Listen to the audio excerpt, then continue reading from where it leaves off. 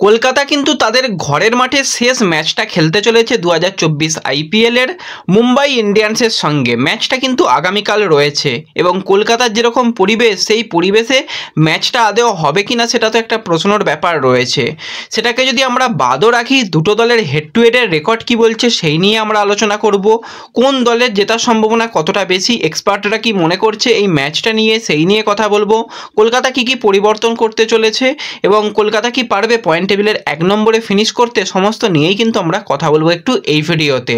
তাই ভিডিওটা শুরু থেকে শেষ পর্যন্ত দেখো, আর ভিডিও ভালো লাগলে সকলে একটা করে লাইক করে দিও, আর যারা চ্যানেলে প্রথমবার এসেছো মনে করে চ্যানেলটাকে সাবস্ক্রাইব করে পাশের বেল আইকনটাকে অন করে রেখো, তাহলে তোমাদের প্রিয় দলের খেলার সমস্ত আপডেট তোমরা এখানে পেয়ে যাবে। তো চলো আর দেরি না করে ভিডিও শুরু করা যাক। তো প্রথমেই আমরা যদি দুটো দল নিয়ে কথা বলি, তো দুটো দলের কিন্তু এখন দু রকমের চিত্র রয়েছে। কলকাতা তারা কিন্তু একদম পয়েন্ট টেবিলের 1 নম্বর জায়গাটাকে ধরে রাখার লড়াই করছে, আর অপরদিকে মুম্বাই তারা কিন্তু লাস্ট 5টা ম্যাচের মধ্যে 4টে ম্যাচ হেরে গিয়েছিল, কিন্তু লাস্ট ম্যাচে তারা খুব ভালো কামব্যাক করেছে।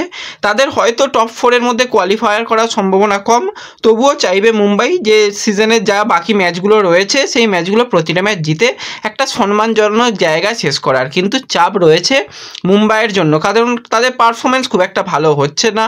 আর এবছরে কিন্তু হার্দিক আসার পর কিন্তু দলটার বলতে গেলে অন্যরকম হয়ে গেছে। এই দলটা নিয়েও কিন্তু অনেক ভালো রেজাল্ট করানো যায়। এর আগেও আমরা দেখেছিলাম যে মোটামুটি ভালো রেজাল্ট করাতে রোহিত শর্মাকে, তো সেই জায়গায় একটুখানি সমস্যা হয়েছে।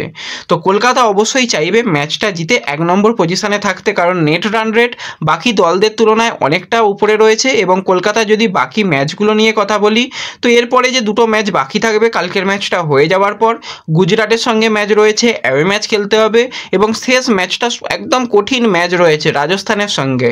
তো সেই ম্যাচটাই মোটামুটি ডিসাইডার হয়ে যাবে 1 নম্বর নাকি 2 নম্বর পজিশনে কলকাতা শেষ করবে। কিন্তু তার আগে মুম্বাই ম্যাচটা জেতাটা অত্যন্ত জরুরি রয়েছে কলকাতার জন্য। আমরা যদি দুটো দলের ম্যাচ নিয়ে কথা বলি, তো কলকাতা এবং মুম্বাই এই সিজনে যে ম্যাচটা হয়েছিল সেই ম্যাচটাতে দুর্দান্ত আমরা ম্যাচ দেখেছিলাম, যেখানে কলকাতাকে আমরা 169 রানে অল আউট হয়ে যেতে দেখেছিলাম 19 ওভার 5 বলেই। এবং একদমই কেকেআরের সেই ম্যাচটায় ব্যাটিং ভালো হয়নি, পরপর উইকেট পড়ে গিয়েছিল। ফিল সল্ট, সুনীল নারিন তাড়াতাড়ি আউট হয়ে যায়, রঘুবংশী শুরুটা ভালো করলেও শ্রেয়াস আইয়ার আউট হয়ে যায়।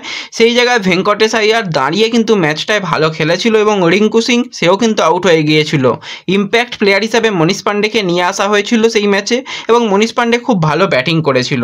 আর কলকাতার কিন্তু বোলিং সেই ম্যাচে দুর্দান্ত হয়েছে, প্রতিটা প্লেয়ার উইকেট নিয়েছিল, এবং এই সিজনের টপ বোলিং পারফরমেন্স কিন্তু সেই ম্যাচে আমরা দেখতে পেয়েছিলাম। রাসেল 2টো উইকেট পেয়েছিল, নারিন 2টো উইকেট পেয়েছিল, বরুণ চক্রবর্তী 2টো উইকেট পেয়েছিল, এছাড়া মিচেল স্টার কিন্তু 4-4টে উইকেট পেয়েছিল। তো দুর্দান্ত ম্যাচ হয়েছিল। সেই ম্যাচে কিন্তু আমরা হর্ষিত রানাকে দেখতে পাইনি। তো এই ম্যাচটাও কিন্তু খুব ভালো একটা ম্যাচ হবে, যেটা কালকে ম্যাচ রয়েছে। যদি আমরা হেড টু হেডের রেকর্ড নিয়ে কথা বলি, তো এখনও পর্যন্ত 33 বার দুটো দল মুখোমুখি হয়েছে, সেখানে মাত্র 10 বার জিতেছে কলকাতা আর 23 বার মুম্বাই জিতেছে। তার মানে একটা বিরাট বড় রেকর্ড মুম্বাইয়ের দিকে রয়েছে। এবং এই সিজনের প্রথম যেটা ম্যাচ ছিল, প্রথম ম্যাচটা কলকাতা জিতেছে। এই ম্যাচটাও চাইবে কলকাতা ঘরের মাঠে জিততে, কিন্তু খাতায় কলমে দেখতে গেলে চাপ রয়েছে। তবুও যদি আমরা কথা বলি যে দুটো দলের পরিকল্পনা নিয়ে, তো কেকেআর অবশ্যই চাইবে, যেহেতু ঘরের মাঠে খেলা, তো সেক্ষেত্রে একটা বড় রান করে কিন্তু মোটামুটি খেলাটাকে সেটেল করে নিতে চাইবে। কারণ পরিস্থিতি যেরকম যা রয়েছে, যদি বৃষ্টি হয় সেক্ষেত্রে তো একটু সমস্যা হতে পারে। রানটা যদি বেশি করে নিতে পারে কেকেআর প্রথমে, সেটা কিন্তু খুব ভালো হবে। এবার যদি আমরা দুটো দলের প্লেইং 11 নিয়ে কথা বলি, তো কালকে কিন্তু কোনো রকমভাবে প্র্যাকটিস করা যায়নি বৃষ্টির জন্য, মূলত হালকা জিম সেশন করা হয়েছে। তো আজকেও প্র্যাকটিস করার কথা রয়েছে। এবার যদি ওয়েদারে কিছু খারাপ হয়, তো আজকেও প্র্যাকটিস করার সম্ভাবনা কম। তো কলকাতার প্লেইং 11 নিয়ে তো কথা বলবোই, তার আগে যদি আমরা মুম্বাইয়ের প্লেইং 11 নিয়ে কথা বলি, তো প্লেইং 11-এ খুব একটা পরিবর্তন হবে না। ঈশান কিষানের সঙ্গে রোহিত শর্মাকেই আমরা ওপেনার হিসাবে দেখব। 3-এ স্কাই রয়েছে, 4-এ তিলক বর্মা রয়েছে, এছাড়া 5-এ কিন্তু হার্দিক, 6-এ নেহাল, 7-এ টিম ডেভিড, 8-এ নবিকে কিন্তু ব্যবহার করার চিন্তাভাবনা রয়েছে, 9-এ কুইটসে, পিয়ুষ চাওলা, বুমরা এরকমই মোটামুটি থাকবে। আর কলকাতা দলেও কিন্তু কয়েকটা পরিবর্তন হওয়ার সম্ভাবনা তৈরি হয়েছে শোনা যাচ্ছে। তো ওপেনার হিসাবে আমরা নারিনের সঙ্গে ফিল সল্টকেই দেখতে পাবো। 3 নম্বর পজিশনে শ্রেয়াস আইয়ার, 4 নম্বর পজিশনে ভেঙ্কটেশ আইয়ার। আর ভেঙ্কটেশ কিন্তু সবসময় মুম্বাইয়ের বিরুদ্ধে একটা আলাদা ভালো ইনিংস খেলে। 5-এ রিঙ্কু, 6-এ রাসেল আর 7-এ রামানদীপ। তো এইটা মোটামুটি থাকবে। এবার প্রয়োজন অনুযায়ী কোনো প্লেয়ারকে আগে নিয়ে আসা, পরে নিয়ে আসা করা হবে।